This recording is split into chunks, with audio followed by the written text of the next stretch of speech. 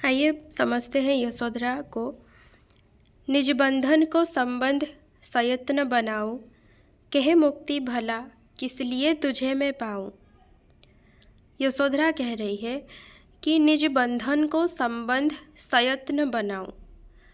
मेरा जो बंधन है गौतम बुद्ध के साथ, मैं उसे और घनिष्ठ बनाऊं और शक्तिशाली बनाऊं।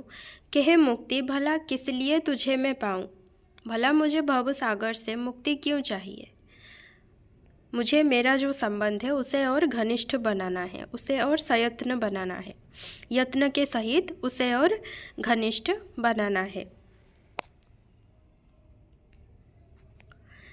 जाना चाहे यदि जन्म भले ही जावे, आना चाहे तो स्वयं मृत्यु भी आवे। अगर जो जान है मेरे अंदर, अगर वो चली जाना चाहती है तो वो चली जाए। आना चाहे तो स्वयं मृत्यु भी आए। अगर मृत्यु को आना ही है तो वो आ जाए स्वयं। पाना चाहे तो मुझे मुक्ति ही पावे।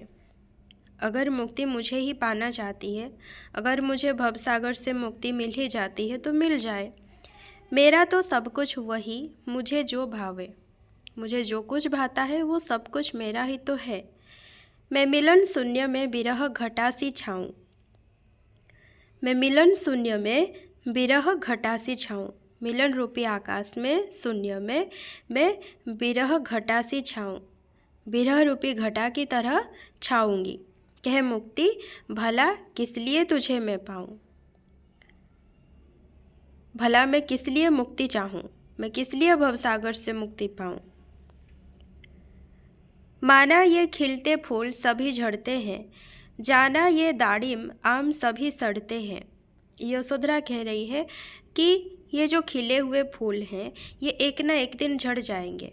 मैंने माना, मुझे पता है कि ये जो दाड़िम आम ये सब फल हैं एक ना एक दिन सड़ जाएंगे, पर क्या यूं ही ये कभी टूट पड़ते हैं। यानी कि जब फूल का वक्त आएगा वो झड़ेगा, जब दाड़िम आम का वक्त आएगा वो सड़ेगा। लेकिन वक्त आने से पहले ही अपने इच्छा के अनुसार वे टूट पड़ते हैं क्या? नहीं। या कांटे ही चिरकाल हमें गढ़ते हैं। खुद से ही पूछ रही है, क्या चिरकाल हमेशा क्या हमारे अंदर, हमारे पास सिर्फ दुख ही रहते हैं, सिर्फ कांटे ही हमें गढ़ते हैं क्या? फूल हमारे नसीब में कभी होते ही नहीं हैं। मैं विफल तभी जब बीज रहित हो जाऊं। यशोधरा कह रही है मुझे विफल तभी कहा जा सकता है, तभी माना जा सकता है जब मैं बीज रहित हो जाऊं, यानी कि आशा रहित हो जाऊं। मतलब गौतम बुद्ध लौट आएंगे, ये आशा अगर मेरे मन से चली जाए तब मैं विफल कहलाऊंगी। कहे मुक्ति भला किस लिए तुझे मैं पाऊं। लेकिन मैं खुद ही कभी नहीं चाहूँगी कि मैं भवसागर से तर जाऊं, भवसागर से मुझे मुक्ति मिल जाए। यदि हम में अपना नियम और समदम है तो लाख व्याधियाँ रहें स्वस्थता सम है। यशोधरा कह रही है कि अगर हम जो है स्वस्थ रहते हैं, ठीक है, कामना वासना विषय को हम खुद से अलग रख पाते हैं, वो शक्ति है हम में, तो फिर चाहे हमारे शरीर में लाख व्याधियाँ लाख रोग क्यों ना हो, फिर भी जो शरीर है हमारा वो स्वस्थ शरीर के समान ही रहेगा। वह जरा एक विश्रांति जहाँ संयम है। अगर हम संयम से रह रहे हैं, संयमित रह रहे हैं, तो वृद्धावस्था भी क्या है, एक शांति ही है, ठीक है, आरामदायक है। नवजीवन दाता मरण कहाँ निर्मम है। नवजीवन दाता मरण कहाँ निर्मम है। यशोधरा कह रही है कि जो हम मर जाते हैं तो कहीं ना कहीं नया जन्म ही हमें मिलता है ना। तो जो मरण है, नवजीवन दाता है जो कि हमें नवजीवन देता है, वो निर्मम कैसे है, वो उसको हम निर्मम कैसे कह सकते हैं। भव भावे मुझको और उसे मैं भाऊं। ये संसार मुझे भाता है और मैं इस संसार को भाती हूँ। कहे मुक्ति भला किस लिए तुझे पाऊँ। भला मैं खुद से ही मरना क्यों चाहूँ, मैं मुक्ति भला क्यों चाहूँ। आकर पूछेंगे जरा मरण यदि हमसे, शैशव यौवन की बात व्यंग्य विभ्रम से। हे नाथ, बात भी मैं ना करूँगी यम से, देखूंगी अपनी परंपरा को क्रम से। भावी पीढ़ी में आत्मरूप अपनाऊं, कहे मुक्ति भला किस लिए तुझे मैं पाऊं। यशोधरा कह रही है कि अगर मरण आ जाए और पूछे मुझसे, मेरा शैशव यौवन की बात पूछे, व्यंग्य करके पूछे, तो मैं यम से बात नहीं करूँगी और जो पीढ़ी है उसको मैं क्रम से देखूंगी और भावी पीढ़ी में यानी कि पहले अतीत को देखूंगी और उसी अनुसार भावी पीढ़ी में एक खुद का रूप धारण करूंगी। ठीक है। कहे मुक्ति भला किस लिए तुझे मैं पाऊं, लेकिन मैं खुद से मरना नहीं चाहूँगी। ये चंद्र सूर्य निर्वाण नहीं पाते हैं। निर्माण यानी कि समाप्ति नहीं है। ठीक है, चंद्र सूर्य की समाप्ति नहीं है। ओझल होकर हमें दृष्टि आते हैं, इनकी कभी भी समाप्ति नहीं है। ये ओझल रूप में होते हैं, हमें दृष्टि आते हैं धुंधले रूप में। झोंके समीर के झूम झूम गाते हैं, जा जा कर निरद नया नीर लाते हैं। हवा जो है झूम झूम कर झोंके समीर के झूम झूम जाते हैं।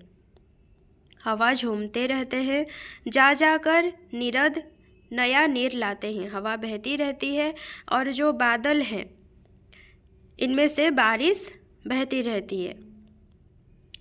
तो क्यों जा जा कर लौट न मैं भी आऊँ।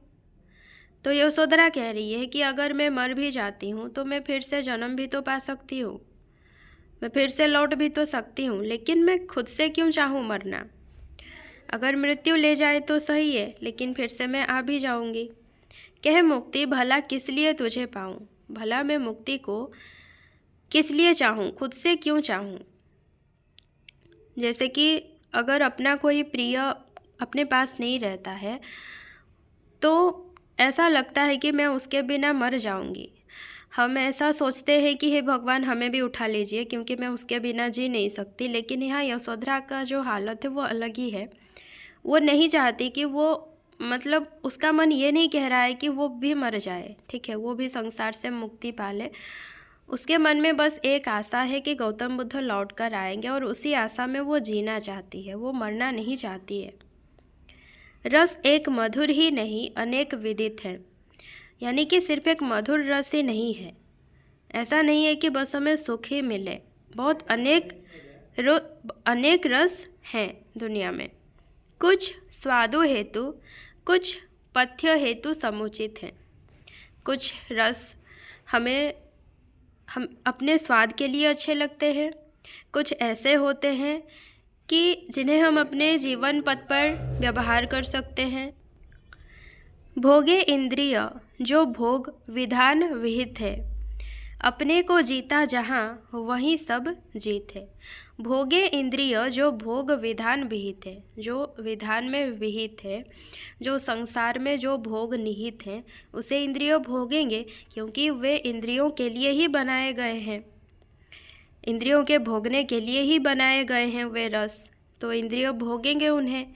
अपने को जीता जहाँ वहीं सब जीत है। हम अपने आप को जहाँ जीत जाते हैं वहीं पर हम पूरी दुनिया को भी जीत जाते हैं।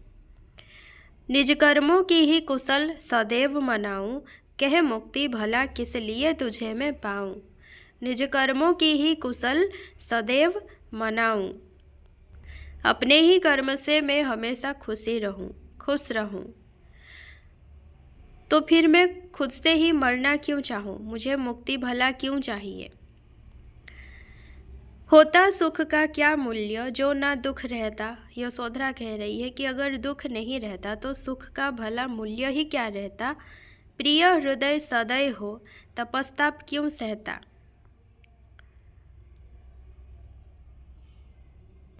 अगर दुख न रहता तो जो प्रिय का हृदय है, गौतम बुद्ध का हृदय है, वह सदैव होकर ऐसे दुख कष्ट क्यों सहता।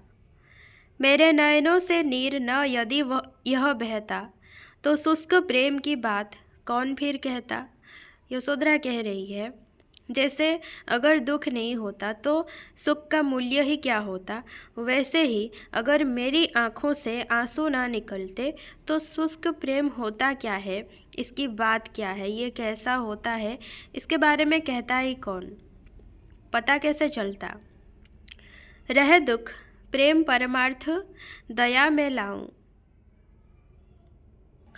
दुख से रहित होकर परमार्थ यानी कि उत्कृष्ट वस्तु, ठीक है, तो प्रेम में मैं दयावान बनूं, ठीक है, मैं अपने अंदर दया को रखूं, दुख नहीं। कहे मुक्ति भला किस लिए तुझे मैं पाऊं, मैं दयावान बनूं लेकिन मैं दुखी ना हूँ, हाँ मुझे दुख है लेकिन मैं दुखी ना रहूं, भला मुझे मुक्ति क्यों चाहिए, मेरे अंदर आशा है कि मेरे प्रिय लौट कर आएंगे तो मैं मरना क्यों चाहूँ। आओ प्रिय भव में भाव विभाव भरे हम, डूबेंगे नहीं कदापि तरें न तरें हम।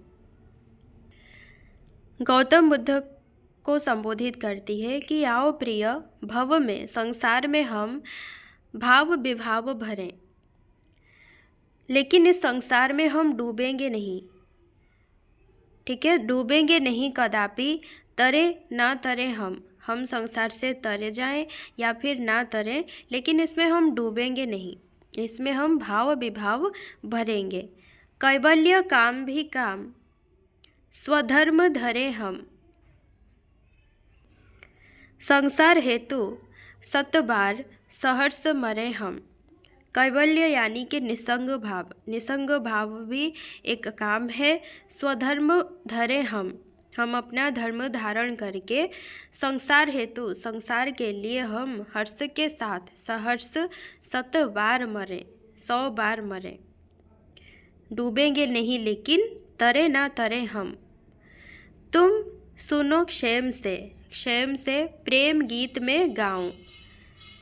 गौतम बुद्ध को संबोधित करते हुए कहती है यशोधरा कि मैं प्रेम गीत गाऊं और तुम सुख से सुनो, क्षेम यानी सुख, ठीक है, तुम सुख खुशी से सुनो।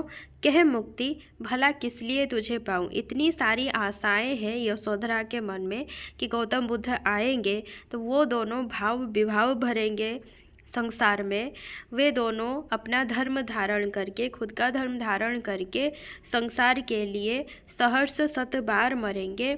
यशोधरा प्रेम गीत गाएगी तो गौतम बुद्ध खुश होकर सुनेंगे। इतनी सारी आशाएं हैं यशोधरा के मन में, तो इन आशाओं को छोड़कर वो भला मुक्ति को क्यों चाहे। मेरा मरण तुमको खला, किंतु मैं लेकर करूं क्या, विरह जीवन जला। लौट आओ प्रिय तुम्हारा पुण्य फुला फला, भाग जो जिसका उसे दो, जाए क्यों वह छला। यशोधरा यहाँ पर गौतम बुद्ध के लिए कह रही है कि मेरा मरण तुमको खला। गौतम बुद्ध जब आकर जाने से पहले, ठीक है, घर छोड़कर जाने से पहले वे यशोधरा को देखने आए थे, ठीक है, तो उन्होंने सोचा कि जैसे उन्होंने बाहर जरा को देखे थे, वैसे एक न एक दिन यशोधरा भी क्या वैसे ही जरा बन जाएगी, ठीक है, क्या उसको भी एक दिन मरण जो है ग्रासित कर जाएगी। ये सोच के यही सोचा था गौतम बुद्ध ने, ठीक है, तो इसीलिए यहाँ पर भी यशोधरा बोली है कि मेरा मरण तुमको खला, यानी कि मेरा मरण को सोचकर तुम चिंतित हो गए, किंतु मैं लेकर करूं क्या, विरह जीवन भला। लेकिन अब जो ये विरह का जीवन है, इसको लेकर, ये जो मेरे हृदय को जला देता है, इसको लेकर मैं क्या करूं। लौट आओ प्रिय तुम्हारा पुण्य फुला फला, तुम्हारा पुण्य जो है फला फुला है, तुम लौट आओ। भाग जो जिसका उसे दो, जाए क्यों वह छला। अब राहुल के लिए जो चाहिए, राहुल का जो भाग है, यशोधरा का जो भाग है, जो समय इन्हें चाहिए, जो प्यार इन्हें चाहिए, ये इनका भाग है, इन्हें ना देकर इन्हें छला क्यों जाए। देख लूँ जब तक जगूं भव नाट्य की नवकला, यानी कि जब तक मैं जीवित रहूं देख लेती हूँ कि संसार में आखिर क्या क्या चल रहा है, और फिर सोऊं तुम्हारी बाहों पर धर गला, तुम्हें पकड़कर फिर संसार से ही तर जाऊं, सब भला उसका भुवन में, अंत जिसका भला। यशोधरा कह रही है कि संसार में उसका सब भला है जिसका अंत भला है। जीव पहुँचेगा वही तो वह जहाँ से चला, यानी कि हम जहाँ से आए हैं वहीं तो पहुँचेंगे अंत में। यहाँ पे ये एक अच्छी सी लाइन है कि सब भला उसका भुवन में, अंत जिसका भला। कभी पूछा जाए तो लिखिएगा, यशोधरा की उक्ति है। जीव पहुँचेगा वहीं तो वह जहाँ से चला। मरने से बढ़कर यह जीना, अप्रिय आशंकाएं करना, भय खाना, हाँ आंसू पीना। यानी कि मरना जो दुख है उससे बढ़कर यह विरह रूपी जीवन को जीना है। अप्रिय आशंकाएं करना, यानी कि ऐसी आशंकाएं होती हैं कि वो शायद ही वो घटनाएं कभी घटित हो या फिर ना हो, लेकिन बहुत ही अप्रिय आशंकाएं होती हैं। भय खाना, मतलब ऐसा लग रहा है यशोधरा को कि वो भय ही खा रही है, उसके लिए खाद्य भय हो गया है और पानीय क्या हो गया है, आंसू। ठीक है, भय खा रही है, आंसू पी रही है। फिर भी बता अरे क्या आला, यशोधरा है अवस अधीना, कहाँ जाए यह दीना हीना, उन चरणों में ही चिर लीना। अपनी नमीपन को, अपनी दुख को वो पूछ रही है यशोधरा कि बता दे कि यशोधरा अवस अधीना है, विवश है, ये क्या करे यशोधरा, अब क्या करे। भाग्य के अधीन है यशोधरा, अब क्या करे, कहाँ जाए, ये जो दीनहीन होकर पड़ी है ये कहाँ जाए। गौतम बुद्ध के चरणों में ही तो ये हमेशा के लिए लीन है, भला ये कहाँ जाए।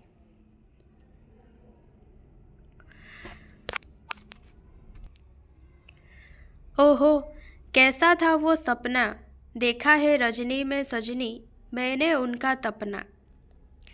अब यहाँ पर यशोधरा बोल रही है कि उसने एक सपना देखा था और सपने में उसने क्या देखा था, गौतम बुद्ध का तपना, कष्टों को सह्य करना। दया भरी पर शोणित सूखा, उनमें दया भरी थी लेकिन खून सूख चुका था। वर्ण झांवरा होकर रूखा, एकदम झांवरा सा हो गए थे, रूखे दिख रहे थे। पैठा पेट पीठ में भूखा, मतलब भूख में ऐसा लग रहा था कि जो पेट है वो पीठ के साथ एकदम से घुल मिल गया हो। ठीक है, आया मुझे बिलपना, तो ये भी एकदम से बिलप उठी यशोधरा सपना देखकर, बिलाप करने लगी। ओहो कैसा था वह सपना, बहता वहाँ पास ही जल था, किंतु कहाँ जाने का बल था। यानी कि वो गौतम बुद्ध को सपने में देख रही है, गौतम बुद्ध जहाँ तपस्या कर रहे थे वहीं पास ही जल बहता था। ठीक है, लेकिन वहाँ तक जाने के लिए गौतम बुद्ध के पास बल नहीं था। मन सा तन भी पड़ा अचल था, यानी कि गौतम बुद्ध का मन और तन दोनों ही अचल हो चुके थे। भार आप ही अपना, वे खुद के लिए ही भार बन गए थे। ओहो कैसा था वह सपना, वो सपना कैसा था। सहसा माँ भगिनी बन आई, स्वर्गवासिनी वे मन भाई। सुर सरी जल अमृतोदन लाई, फिर भी मुझे कल्पना। ओहो कैसा था वह सपना। सहसा माँ भगिनी बन आई, माँ यानी कि जो गौतम बुद्ध की माँ है, ठीक है, जो कि जिनकी मृत्यु हो चुकी थी। तो यशोधरा सपना देख रही है कि वे अचानक क्या बनकर आई, बहन बनकर आ गई। ठीक है, एक लड़की बनकर आ गई। स्वर्गवासिनी वे मन भाई, और वे मन को भा गई। स्वर्गवासिनी यानी कि वे स्वर्ग को जा चुकी हैं। सुर सरी जल अमृतोदन लाई, यानी कि नदी से जल और भात, ठीक है, चावल लाई। फिर भी मुझे कल्पना, लेकिन फिर भी यहाँ पर यशोधरा तड़प रही है गौतम बुद्ध के कष्ट को देख देख कर। ओहो कैसा था वो सपना। क्यों फड़क उठे ये वाम अंग, ज्यों उड़ने के पहले विहंग। यशोधरा कह रही है कि क्यों ये वाम अंग फड़क रहा है। जैसे विहंग उड़ने से पहले फड़कता है, वैसे क्यों फड़क रहा है? किस शुभ घटना की रटना सी लगा रहा है अंतरंग है। क्यों मेरा मन ऐसा कह रहा है कि कुछ शुभ घटना होगी। क्यों यह प्रकृति प्रसन्न हो उठी, नहीं कहीं कुछ राग रंग। अचानक से यशोधरा कह रही है कि जब कहीं कुछ राग रंग नहीं है, कुछ प्रसन्न होने जैसी बात है नहीं, लेकिन फिर भी ये प्रकृति अचानक से प्रसन्न क्यों हो उठी है। उठती है अंतर में कैसी एक मिलन जैसी उमंग। यशोधरा को महसूस हो रहा है कि मिलन जैसी उमंग महसूस हो रहा है, जैसे कि गौतम बुद्ध शायद आ रहे हैं मिलने के लिए। लहराती है रोम रोम में आह अमृत की सी तरंग। अमृत के समान तरंग, अमृत के समान उर्मी यशोधरा के रोम रोम में लहरा रही है। पाना दुर्लभ नहीं कठिन है, रख पाने का ही प्रसंग। किसी चीज़ को पाना दुर्लभ नहीं होता। गौतम बुद्ध को पाना दुर्लभ नहीं था, लेकिन फिर से उन्हें पाना कठिन है। बस उन्हें रख पाने का ही प्रसंग है, रख पाने की ही बात है, वरना उन्हें पाना दुर्लभ बात नहीं है। मिला मुझे क्या नहीं स्वप्न में, मुझे स्वप्न में क्या क्या नहीं मिला है, सब कुछ मिला है, किंतु हुआ वह स्वप्न भंग। लेकिन वह स्वप्न भंग हो गया। वंचक विधि ने, वंचक यानी कि धोखेबाज, धोखेबाज विधि ने, धोखेबाज भाग्य ने लिया ना हो सखी अब यह कोई और ढंग। यशोधरा कह रही है अपनी सखी से कि ये जो धोखेबाज विधि है, कहीं ये कोई और ढंग ना दिखा रहा हो, कहीं और धोखा ना दे रहा हो। पर मेरा प्रत्यय तो फिर भी है मेरे ही प्राण संग। लेकिन फिर भी यशोधरा को गौतम बुद्ध के ऊपर विश्वास है, दृढ़ धारणा है कि वे वापस लौटेंगे। गए हो तो यह ज्ञात रहे स्वामी, व्यर्थ न दिव्य देह वह, तप वर्षा हिम वात सहे। फिर यशोधरा गौतम बुद्ध को याद करती हुई कहती है कि गए हो तो यह ज्ञात रहे। अगर तुम गए हो घर बार छोड़कर, तो ये जान लो, इसे ज्ञात रखो कि व्यर्थ न दिव्य देह वह, आपका जो शरीर है, दिव्य शरीर है, वो व्यर्थ नहीं है। कष्टों का सहन करो, तप वर्षा हिम वात, ये सब कुछ उस देह को सहने दो, कष्ट को सहने दो, वो व्यर्थ न जाए। देखो यह उत्तुंग हिमालय, खड़ा अचल योगी सा निर्भय। फिर हिमालय का उदाहरण दे रही है यशोधरा कि देखो ये जो हिमालय है, उत्तुंग यानी कि बहुत ऊंचा हिमालय है। खड़ा अचल योगी सा निर्भय, अचल योगी के समान निर्भय होकर खड़ा है। एक और हो यह विस्मयमय, एक और वह गात रहे। जैसे कि यह आश्चर्यजनक एक मतलब ये हिमालय जिस तरह से आश्चर्यमय है देखने के लिए, बहुत ऊंचा है और अचल योगी के समान निर्भय होकर खड़ा है, उसी तरह यशोधरा कह रही है कि आपको आपके शरीर को भी ऐसा ही रखना है। गए हो तो यह ज्ञात रहे, ऐसे ही अचल रखना है, निर्भय रखना है। बहे उधर गंगा की धारा, इधर तुम्हारी गिरा अपारा। अपारा यानी कि बुद्धि के शीर्ष स्तर, ठीक है। बहे उधर गंगा की धारा, हिमालय से गंगा निकलती है, तो जैसे वहाँ से गंगा निकलती है, यहाँ गौतम बुद्ध भी बुद्धि के शीर्ष स्तर तक पहुँच जाएं, प्लावित कर दे अग जग सारा, और सारा संसार को गौतम बुद्ध अपनी बुद्धि से ज्ञान प्रदान करें। जैसे गंगा जल प्रदान करती है हिमालय से निकलकर, वैसे ही गौतम बुद्ध की बुद्धि सारा संसार को ज्ञान प्रदान करे। हाँ, युग युग अवदात रहे। गौतम बुद्ध का जो ज्ञान वे लेकर आएंगे, वो ज्ञान हमेशा उज्जवल रहे। गए हो तो यह ज्ञात रहे। मुझे मिलोगे भला कहीं तो, वहाँ सही, यदि यहाँ नहीं तो। जहाँ सफलता मुक्ति वहीं तो, यशोधरा की बात रहे। यशोधरा कह रही है मुझे कभी ना कभी तो मिल ही जाओगे। अगर यहाँ नहीं, यानी कि अगर राजभवन में नहीं, अगर भव संसार में भी नहीं, तो फिर मरने के बाद हम मिलेंगे, वहाँ मिल सकोगे, लेकिन कहीं ना कहीं तो मिलोगे। जहाँ सफलता मुक्ति वहीं तो, जहाँ सफलता है वहीं तो मुक्ति है। जहाँ सफलता मुक्ति वहीं तो यशोधरा की बात रहे। ये यशोधरा जो कुछ भी सोच रही है ये हो, ये घटना हो, ये व्यर्थ ना जाए। यशोधरा की जो आशा है ये व्यर्थ ना जाए। गए हो तो यह ज्ञात रहे। ओ यतियों व्रतियों के आश्रय, अभय हिमालय भूधर भूप, हम सतियों की ठंडी ठंडी आहों के ओ उच्च स्तूप। तो जितना ऊंचा उतना ही गहरा है यह जीवन कूप।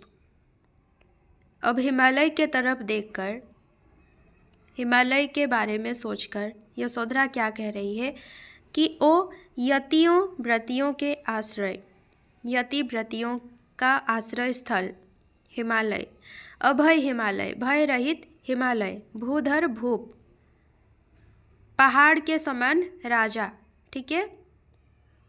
हम सतियों की ठंडी ठंडी आहों के ओ उच्च स्तूप, यशोधरा जैसी सतियों की ठंडी आहों की उच्च स्तूप किसे कहा गया है?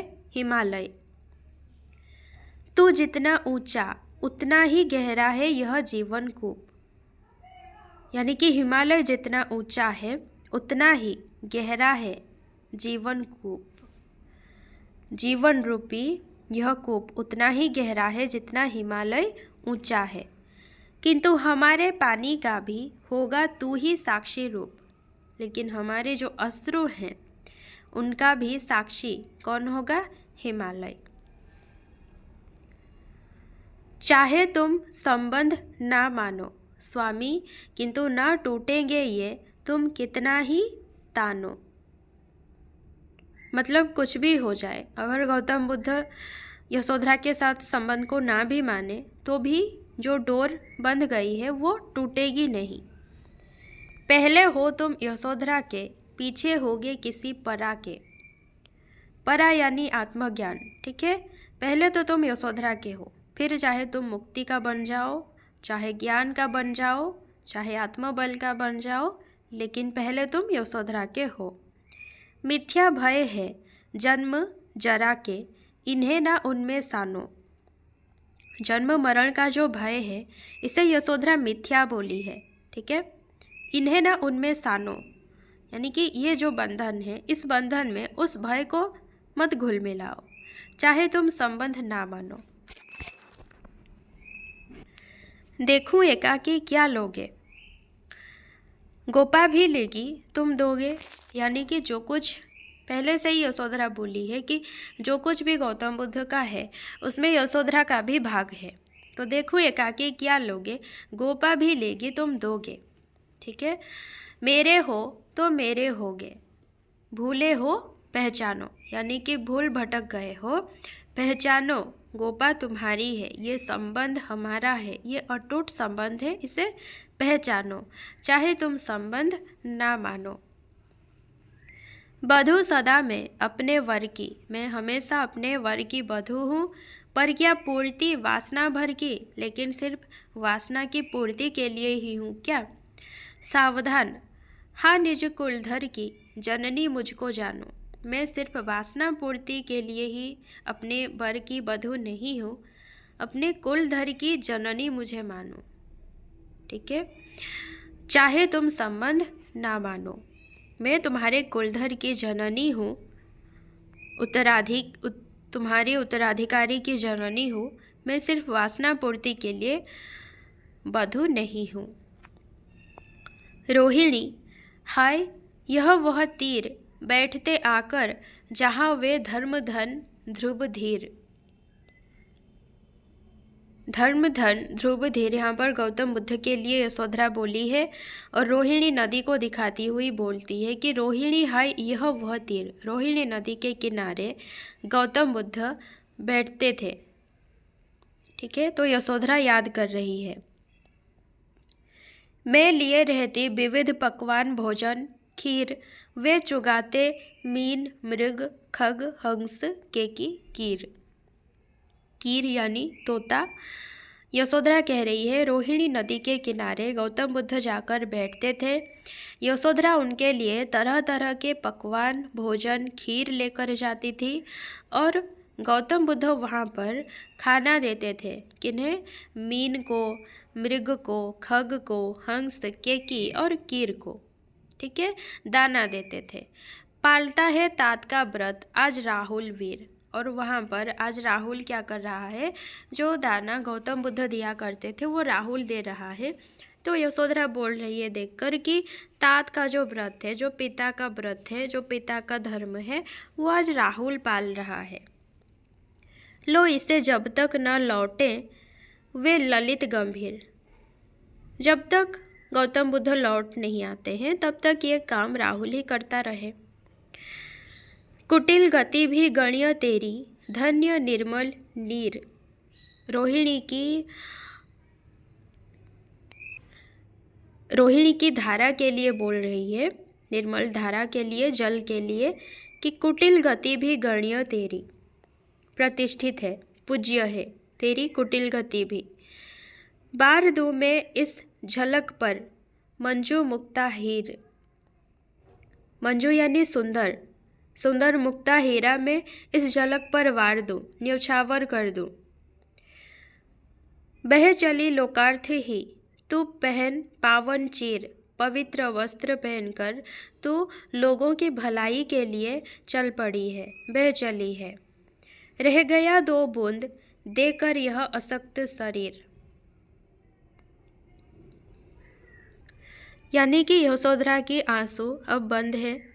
तो वो बोल रही है कि जो नदी है वो बहती जा रही है लोगों की भलाई के लिए, लेकिन मेरी दो आंसू टपक कर बंद हो गए।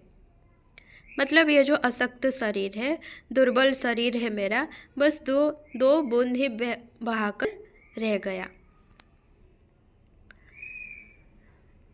उसके बाद राहुल जननी मुझे नदीस मान दे।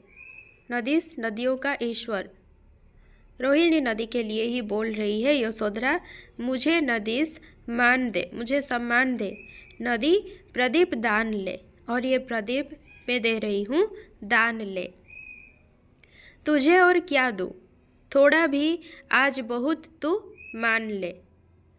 तब मैं विषम मार्ग का इसको तुच्छ सहायक जान ले। एक दीपक दान कर रही है यशोधरा और बोल रही है रोहिणी नदी से कि तुझे और क्या दूँ, जो थोड़ा सा कुछ दे रही हूँ उसी को तू बहुत मान ले।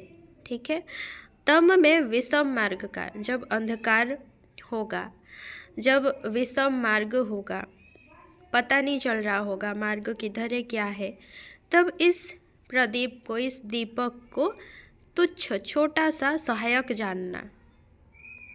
मिले कहीं मेरे प्रभु पथ में तो उनका संधान ले। नदी से बोल रही है यशोधरा कि अगर तेरे मार्ग में कहीं मेरे प्रभु मिल जाएं, कहीं गौतम बुद्ध मिल जाएं, तो उनका संधान ले, वे कहाँ हैं पता लगा। तुझे कठिन क्या है यह, यदि तू अपने मन में ठान ले। फिर यशोधरा बोल रही है तुझे कठिन ही क्या है, अगर तू अपने मन में ठान लेगी तो ये काम तेरे लिए कठिन नहीं है। मेरे लिए तनिक चक्कर खा, नव यात्रा की तान ले। घूम घूम कर झूम झूम कर थल थल का रस पान ले। फिर यशोधरा कह रही है कि मेरे लिए तनिक चक्कर खा, मेरे लिए भी थोड़ा घूम कर आ जा, नव यात्रा की तान ले। थोड़ा नए नए जगहों को घूम कर आ जा, नए नए जगहों की खोज करके आ जा। घूम घूम कर झूम झूम कर थल थल का रस पान ले। घूमते हुए झूमते हुए अलग अलग जगहों के रस को पान करो। मेरे लिए भी थोड़ा सा चक्कर काट लो, मेरे प्रभु को ढूंढ लाओ। कह देना इतना ही उनसे जब उनको पहचान ले। धाय तुम्हारी सूत की गोपा बैठी है बस ध्यान ले। यशोधरा कह रही है कि उन्हें कह देना बस इतना, जब उनको पहचान ले।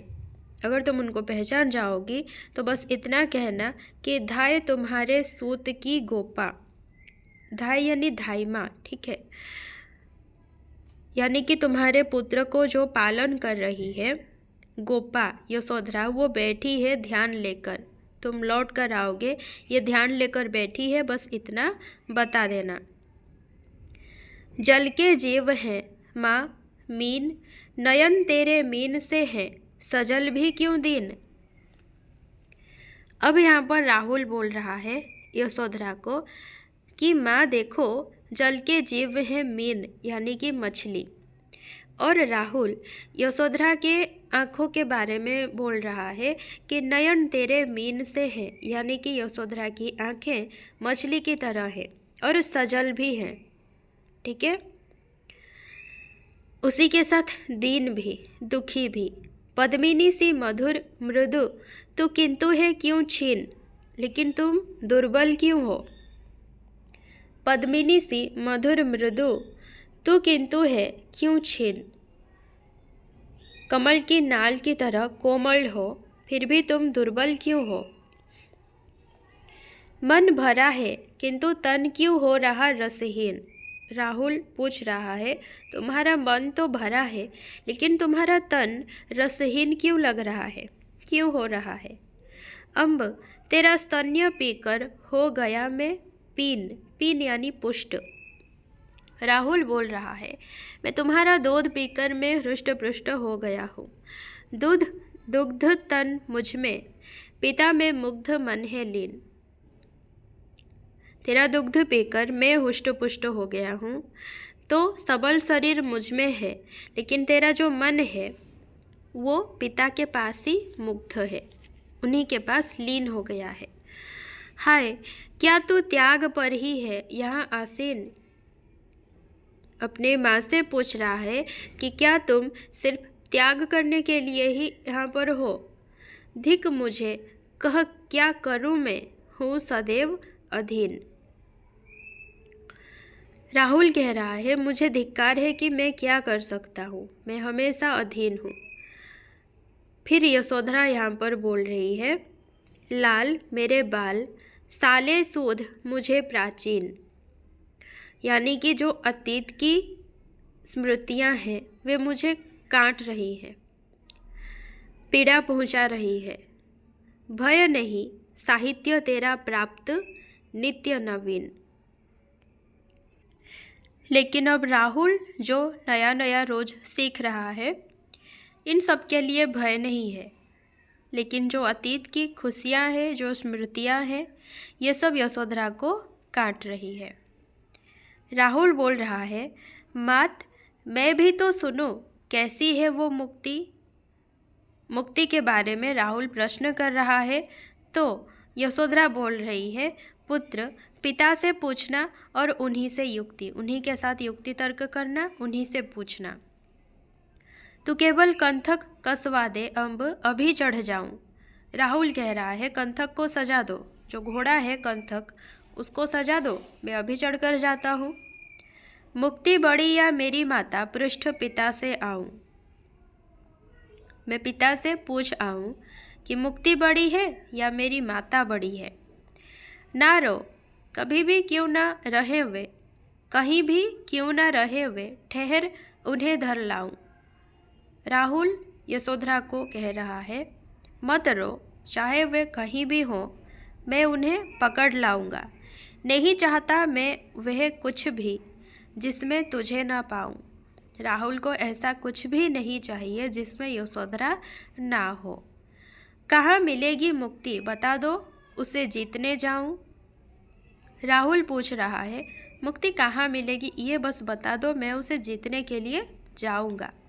बांध न डालूं इन चरणों में तो राहुल ना कहाऊं, और उस मुक्ति को अगर मेरे चरणों में बांध न डालूं तो मैं राहुल, मेरा नाम राहुल नहीं है, ठीक।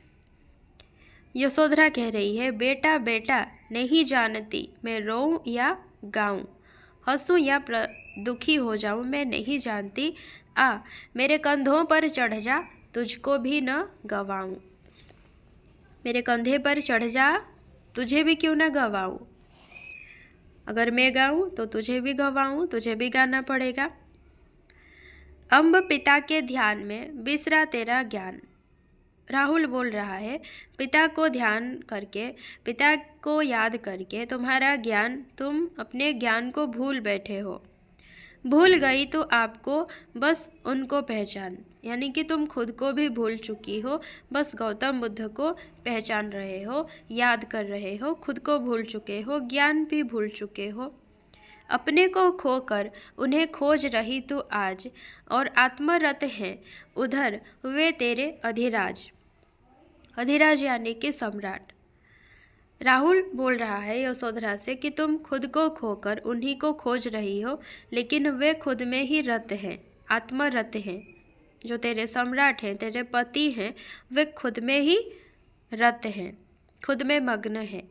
कहती है भगवान तो उनको बारंबार, किंतु उन्हें भगवान का आया कभी विचार। राहुल बोल रहा है कि यशोधरा बार बार गौतम बुद्ध को भगवान बोली, लेकिन गौतम बुद्ध को भी कभी भगवान का विचार आया है। सूद करके सूद खो रही तू उनकी छवि आंख, वे तेरी इस मूर्ति को देखेंगे कब झांक। फिर पूछ रहा है राहुल कि तुम याद करके तुम खुद को ही खो रही हो, ठीक है, अपना ज्ञान को खो रही हो उनकी छवि को आंक कर, लेकिन तेरी ये जो मूर्ति है, ये जो दुर्बल मूर्ति है, रूखी सी है, इसे कब झांक कर देखेंगे गौतम बुद्ध। गाती है मेरे लिए, रोती उनके अर्थ, हम दोनों के बीच तू पागल सी असमर्थ। राहुल बोल रहा है कि तुम मेरे लिए गाती हो और गौतम बुद्ध के लिए रोती हो, हम दोनों के बीच तुम पागल सी हो गई हो, असमर्थ हो गई हो। तो यशोधरा बोल रही है, रोना गाना बस यही जीवन के दो अंग, एक संग में ले रही दोनों का रस रंग। यशोधरा कह रही है, रोना और गाना जीवन के यही दो अंग हैं, और इन्हीं दोनों का रस मैं साथ साथ भोग रही हूँ। ये भी अच्छी सी लाइन है, याद रखिए किसने कहा था, रोना गाना बस यही जीवन के दो अंग, एक संग में ले रही दोनों का रस रंग। यशोधरा की उक्ति है। सती शिवासी तपस्विनी माँ, देख देवा यह आ रही, भर गभीर निज शून्य स्वयं ही उसको तुझसी था रही। राहुल अपनी माँ को ही सती शिवा तपस्विनी के साथ तुलना कर रहा है और बोल रहा है कि देखो दीवा आ रही है, भर गभीर निज शून्य, अपने गभीर शून्य को स्वयं ही भरकर तेरी तरह वो खुद को संभाल रही है। सौध शिखर पर स्वर्ण वर्ण की आतप आभा भा रही, सौध और शिखरों पर, चोटियों पर सूरज की किरणें आभा भा रही है। ज्यों तेरे अंचल की छाया मेरे सिर पर छा रही, जिस तरह से यशोधरा के अंचल की छाया राहुल के सिर पर छा जाती है, उसी तरह स्वर्ण वर्ण की जो आतप है, रश्मि है, वो सौध शिखरों पर भा रही है। ज्यों तेरी वरुणी यह आंसू किरण तू हीन कण पा रही, सूची स्नेह का केंद्र बिंदु सा आत्म तेज से ता रही। ओस की बिंदुओं पर, ओस की बूंदों पर सूरज की रोशनी पड़ने से जैसे दिखता है, वैसे ही यशोधरा की आंसू राहुल को दिख रहे हैं। और सूची स्नेह का, पवित्र स्नेह का केंद्र बिंदु जो यशोधरा का आत्म तेज है, ऐसा लग रहा है कि वही जो अंतर चमक है, जो अंतर तेज है, ऐसा लग रहा है कि वही पवित्र स्नेह का केंद्र बिंदु है। शीतल मंद पवन वन वन से सुर भी निरंतर ला रही, धीरे धीरे हवा बह रही है जो कि वन वन से निरंतर लगातार सुर भी ला रही है। ज्यों अनुभूति अदृश्य तात की मुझ में तुझ में धा रही। और वो ऐसी सुर भी ला रही है कि यशोधरा और राहुल दोनों को ही किसकी याद दिला रही है? गौतम बुद्ध की। अदृश्य तात यानी कि वे दोनों देख नहीं पाते हैं, कहाँ है उन्हें पता नहीं है, लेकिन फिर भी वे उन्हें अनुभव करते हैं। रवि पर नलिनी की पितृ छवि पर मौन दृष्टि तब जा रही। वहाँ अंक में मधुप, यहाँ मैं गिरा एक गुण गा रही। ये लाइन हम कह सकते हैं कि यशोधरा की भावना है। जिस तरह से नलिनी रवि को देखती है, नलिनी की दृष्टि रवि पर रहती है, उसी तरह यशोधरा की मौन दृष्टि गौतम बुद्ध को स्मरण कर रही है। नलिनी के अंक पर मधुप रहता है, भ्रमर रहता है, और यहाँ यशोधरा के अंक पर वो राहुल को धारण करके गौतम बुद्ध को याद कर रही है।